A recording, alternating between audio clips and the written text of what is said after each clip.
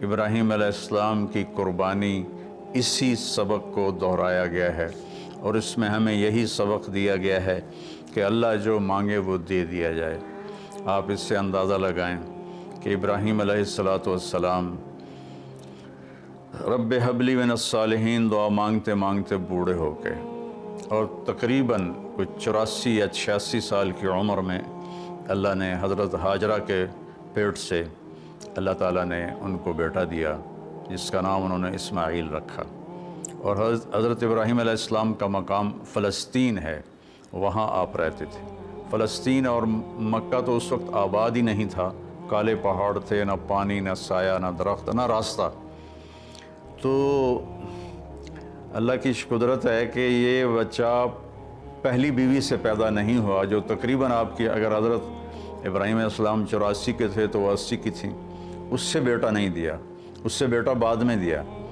اور نوجوان بیوی 20-22 سال کی حضرت ہاجرہ شاہ مصر کی بیٹی، اس کے ساتھ اس سے اللہ نے بیٹا دیا۔ تو بڑھاپے کی اولاد تو دل کو پکڑ لیتی ہے، تو ابراہیم علیہ السلام کو ان سے بہت پیار، بہت محبت۔ ایک دم اللہ تعالیٰ کا حکم آیا کہ اس کو یہاں سے اپنی نظروں سے دور کر دو۔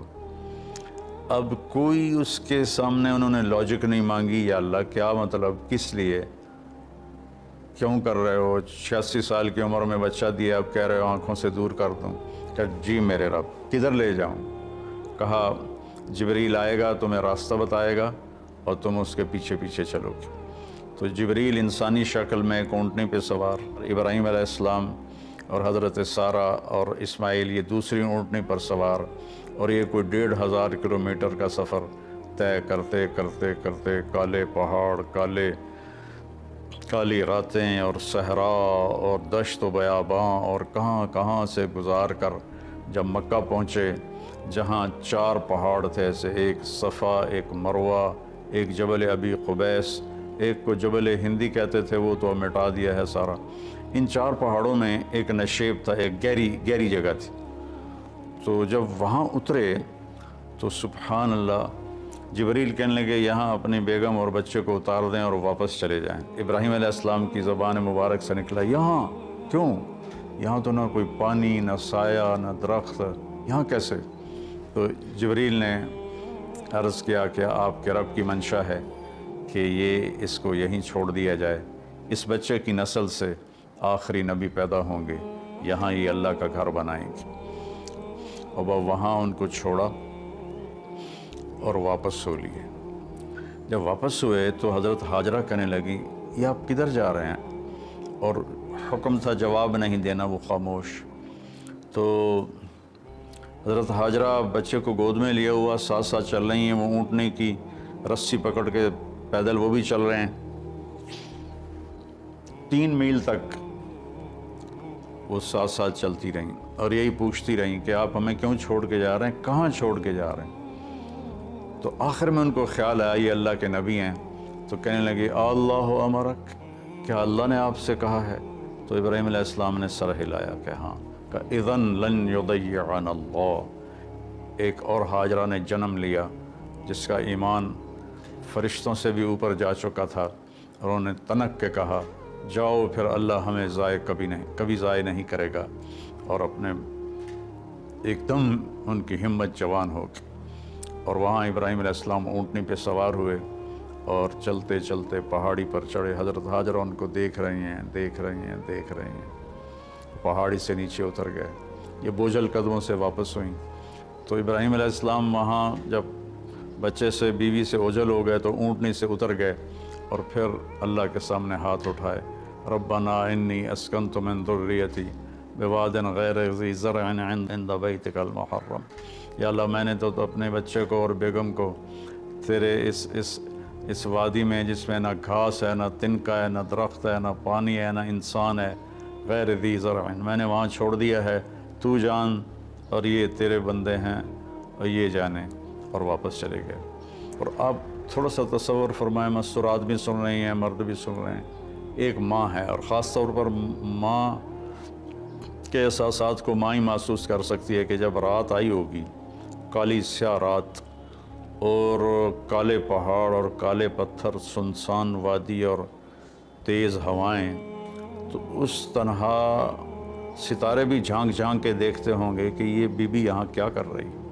پتھر پہاڑ بھی گم سم تو پہلے ہی ہوتے ہیں، لیکن ان کے بھی دل کلیجے ہل گئے ہوں گے کہ یہ کیا ہو رہا ہے یہاں۔ ایک عورت بیٹھی ہوئی ہے، 20-22 سال کی عمر ہے، مصر کی شہزادی ہے، اور بچے کو گود میں لیے بیٹھی ہے۔ تو اس طرح سے یہ ایک زندگی شروع ہوئی، اور 3 دن کے بعد پانی بھی ختم ہو گیا اور چھاتیوں کا دودھ بھی ختم ہو گیا، چونکہ کھانا ختم ہو گیا۔ تو پھر جو صفا مروہ کے ساتھ انہیں پتہ تھا کوئی نظر نہیں آئے گا، کچھ نہیں ہوگا، صفا پہ چڑھی، ادھر دیکھا ادھر دیکھا، اونچے کوٹھے تے چڑھ دیکھا، ادھر دیکھا ادھر دیکھا، کوئی نظر۔ پھر نیچے اتری، پھر جہاں بچہ نظروں سے غائب ہو گیا وہاں دوڑ لگائی، اور پھر مروہ پہ چڑھی۔ وہ پتھروں سے ٹکراتی ہوئی اور کانٹوں سے الجھتی ہوئی، کبھی صفا کبھی مروہ، کبھی صفا کبھی مروہ، 7 چکر لگائے۔ شکر ہے وہ 7 پر ہی تھک کے بیٹھ گئیں، زیادہ لگاتی تو شاید کوئی صفا مروہ کے صحیح کر بھی نہ سکتا۔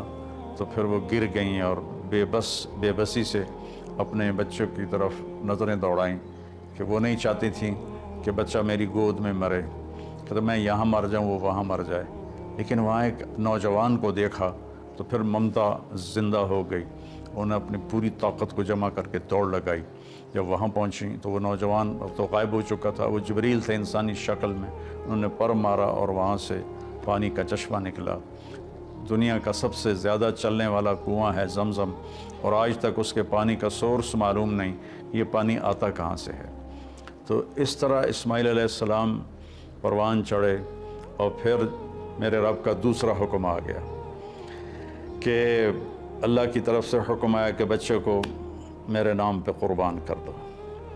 اب ایک بوڑھا باپ جس کو 86 سال کی 84 سال کی عمر میں بچہ میں فلما بلغ معه السعی، جب وہ دوڑنے بھاگنے لگ گیا، 5-6 سال کے ہو گئے ہوں گے، تو اس عمر میں تو بچہ کا تصور آنکھوں میں بس جاتا ہے، دل میں بس جاتا ہے۔ اللہ نے کہا جاؤ ذبح کر دو۔ تو فلسطین سے چھری اٹھا کر چلنا اور مکے تک پہنچنا، اور ہر قدم پہ سوچنا کیا بنے گا، میں کیسے کروں گا۔ 90 سال عمر ہو چکی ہے، 90 سال میں تو اعضاء کمزور ہوتے ہیں، اور مرغی کو ذبح کرنا بھی مشکل نظر آتا ہے، چہ جائے کہ بچے کو ذبح کرنا۔ تشریف لے گئے، بچے کو تیار کروایا اور مینا کی طرف تشریف لے گئے۔ وہاں 3 جگہ شیطان آیا، اس کو کنکر مارے، اور جب ایک تنگ سی جگہ تھی وہاں پہنچے تو کہنے لگے بیٹے انی ارا فی المنام انی اذبحک فانظر ماذا تری، بیٹا میں تجھے خواب میں دیکھتا ہوں، میں تمہیں ذبح کر رہا ہوں، اور نبی کا خواب صحیح ہوتا ہے، تو تمہاری کیا رائے ہے؟ تو رائے پوچھنے کا مطلب یہ نہیں تھا کہ وہ ہاں کرے گا تو کر دوں گا، نہ کرے گا تو نہیں کروں گا۔ مطلب یہ تھا کہ ہاں کرے گا تو آسانی سے ہوگا، نہ کرے گا تو تھوڑا تردد، تھوڑی کوشش کر کے پھر ذبح کروں گا۔ آگے وہ نسل بھی ابراہیم علیہ السلام کے تھے، کہنے لگے یا ابا تفعل، میرے بابا، میرے ابا، میرے باپ جلدی کر، یا ابا تفعل، اس سے مطلب نکلتا ہے جلدی کر، اللہ کے حکم میں دیر کیوں کر رہا ہے؟ ستجدنی انشاءاللہ من الصابرین، آپ مجھے صبر کرنے والا پائیں گے انشاءاللہ۔